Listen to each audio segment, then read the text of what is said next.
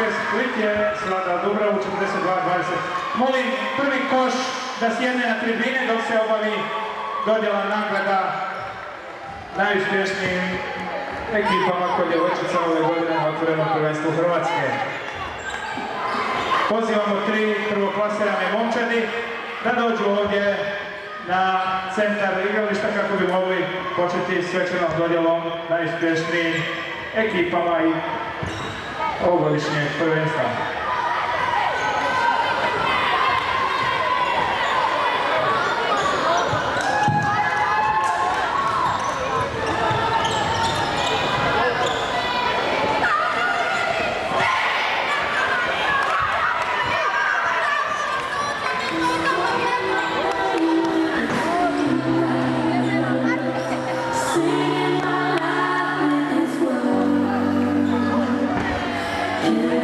So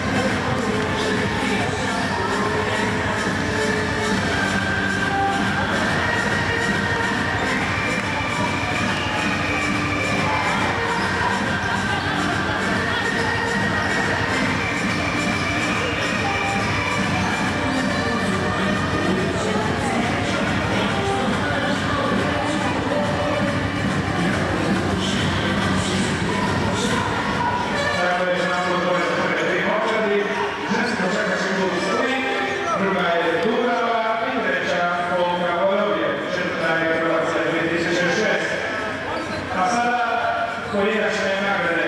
Za najbolju igračicu ovogodišnjeg prvenstva proglašena je članica ženskog košarkaškog kluba Split Josipa Jelavić-Šako. Najbolja igračica ovogodišnjeg prvenstva Hrvatske također Kuzmirić, košarkaškog kluba, organizatora,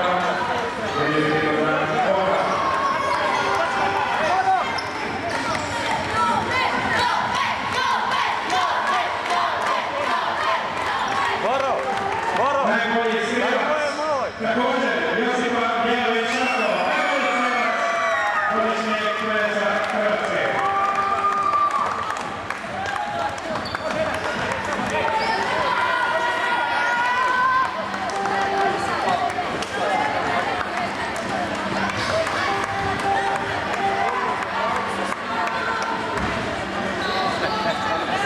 U ime organizatora ženskog košarkaškog kluba Dubrava i košarkaškog saveza Zagreba, u ime Hrvatskog košarkaškog saveza zahvaljujemo se svima koji su ove godine sudjelovali na otvorenom prvenstvu Hrvatske i naravno vidimo se sljedeće godine.